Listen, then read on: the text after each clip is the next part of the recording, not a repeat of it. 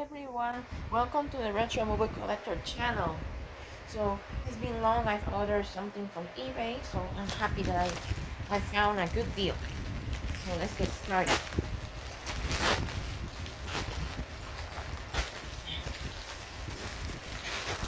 I ordered 6 phones. Ooh, let's check this batch. All right, here's the beautiful Samsung Sunburst. And here's, wow, your Samsung Impression. Oh, it's a slider. Oh, cool. Oh, that felt a little bit rough. So I hope the screens are good.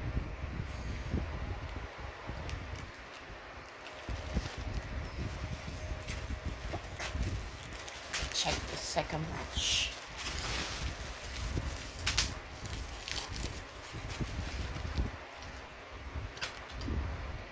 Thank you for the purchase. This is the Samsung Eternity.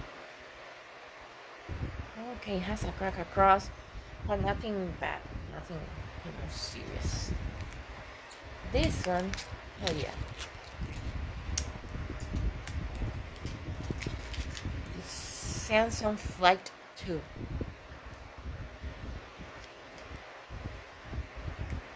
This one, according to the post, let me confirm. It came with a battery. Yes, it is locked, so I have to do a factory reset. Last batch.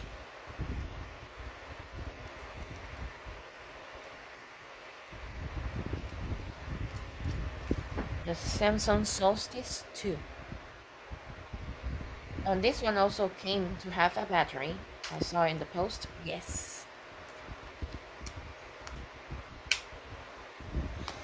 And lastly,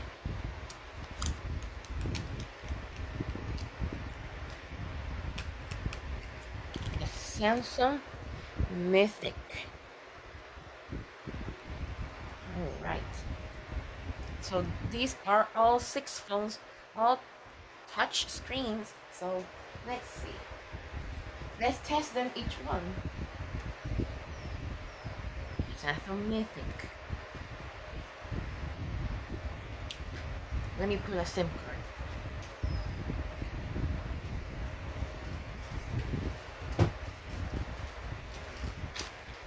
Yep, these are my SIM cards. Let me get an AT&T one or any MVNO carrier that is AT&T compatible.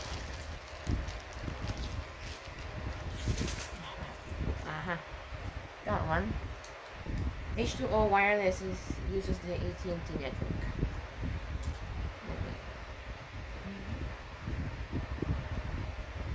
There. This wine color looks beautiful.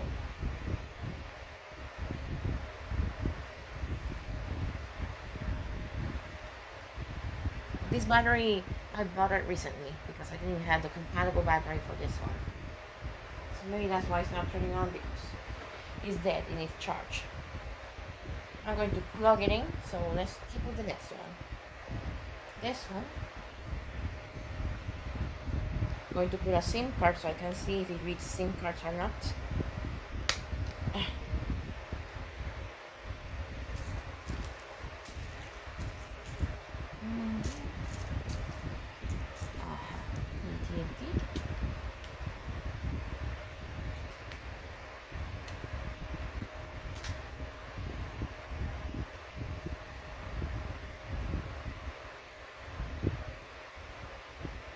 Let me change the battery to a known good one that may have some charge.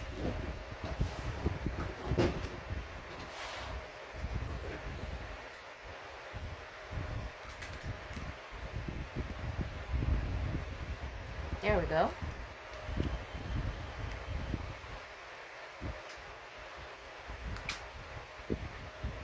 turning on. So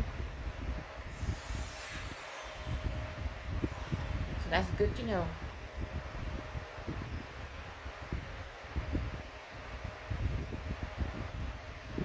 And it does read SIM cards, so that's good to see. Let's keep on the next one. This one has a battery too. Ooh. Okay, let's put a SIM card.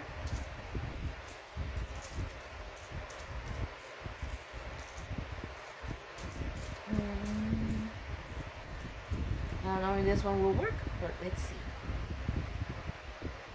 I know there's an AT&T SIM card that does not work properly, but I still keep it. Okay. This battery is huge, similar to the Behold 2. I think it's dead, it needs a recharge. So I'm going to plug it in too. I already know the status of this one, just need to check about the lock that it has. I think this one is AT&T's from Rep Pocket. Let's see if it has charge. In the post I saw it charged, but it might be discharged. So a good no battery.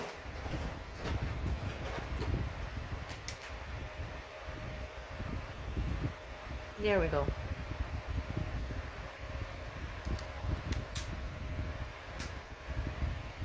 Okay, you turn on really quick.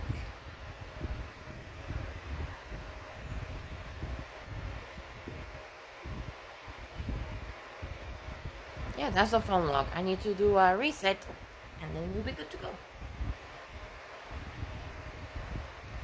Let's check the sunburst. Oh, it came with a battery, but it's bloated, so I should throw it away. I have a good battery.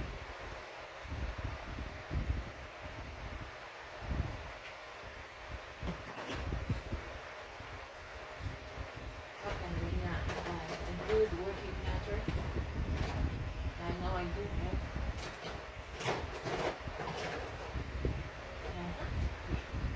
I'm gonna put a SIM card first. SIM card. There we go. We're ready.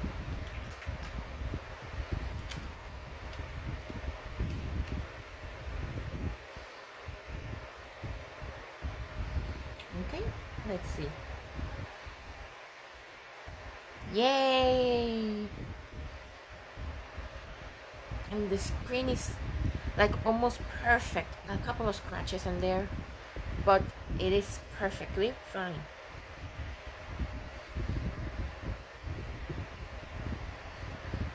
Interesting, the animation is the classic 2G AT&T boot animation. It could be 3G, but the the manufacturer used the older animation, I guess. It's taking a while, so I'm gonna leave it there. Maybe the SIM card's not properly placed, that's why it's having difficulty working, or maybe it has booting problems. I have another SIM card. I could put this one to see what happened.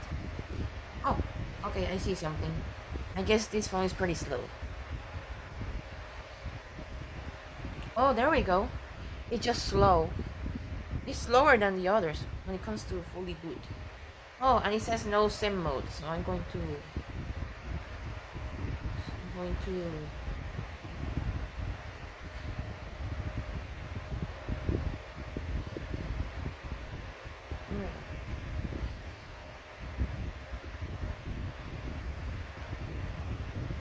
okay. Oh, and it's a little bit uncalibrated. That happens frequently with this type of screens. Let me turn it off. I'm going to turn it off. While that turns off, let's check this one. Ooh, it has a battery too. Okay, let me find a good SIM card that is full size, not like this one I tried to put. Okay, turned off. This one. Let's put this one. Alright. Okay, so now we know that it just is a slow boot. It slowly boots, but it works. Well, that fully boots. Let's put the SIM card. Let's try this one then. I think this one is the one that is a little bit problematic. But let's see.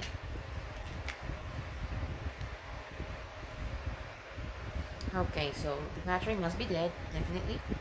Just need to put a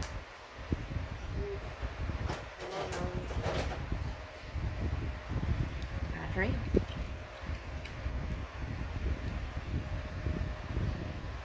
There we go. Oh, and the string is good. Wow, this got a pretty thick boy. Like pretty thick. 3G animation. Okay, the Summer's finished booting too, and it booted faster. So I'm glad that it got. Okay, it's requiring me to calibrate. Oh, I think this has the newer touch capacitive screen. Like it's more precise. But yeah, it does work. Let me slide it up carefully. Uh-oh. Nope. Okay, so that's why you heard the click, right? Like it has a small issue. Like it flickers. I think the flex is being punched or something. So yeah, let me put it back in place. So while we keep it like this, we're good. I think I'm going to open it and check it by myself about the flex cable though. But at least this we can still see, just not going to open it much. Or it might keep damaged and like damage it more. Okay. It still says no SIM mode, so I don't know if it has issues reading SIM cards, but it does turn on fully. But well, let's turn it off. I'll check it later. Let's plug these two in. Got the traditional Samsung charger right here.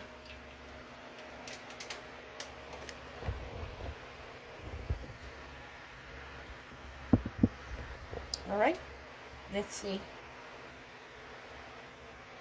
if it gives me a sign of life. There we go. So the screen works too. At least that's something good to know. Let's check the other one, what type of charger it uses. Oh, right here on the top. Oh, micro USB. Could be this one be an Android? Like the Samsung Behold 2? The Behold 2? Okay, this one's an LG charger, but it is micro USB, which is important.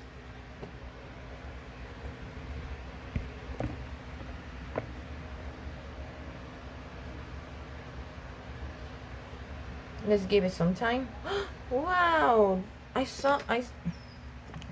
at that animation. I never seen a phone. It's the first time I have a phone like this. When it's charging, like it blinks blue. Wow, this is so beautiful. Okay, this one, I think it needs its time for it to charge. So I'll let you know, guys, a bit later if it works. The SIM card issue got fixed. I blowed really hard into the SIM reader and I put an singular SIM card, like a really old one, and I can see it is reading it, so I hope it can read more different types of SIM cards. Well, about the Samsung Mythic, well, it's still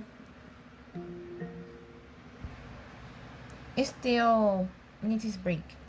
So let's keep it giving it a break. Sadly, this Samsung Flight 2 that it has a user phone lock, I thought it was going to be really easy to just do a master reset, but apparently it's not. It's hardcore difficult. It's embedded in the phone's memory and the options are super limited. I think I have to buy another one of these that is not phone locked. Do not ever try to buy a user phone locked TouchWiz based cell phone from Samsung branded, like any TouchWiz that has a user phone lock. do not buy any of those. I charged the Samsung Mythic battery using my universal charger. So let's see. Yes, it turns on, it works.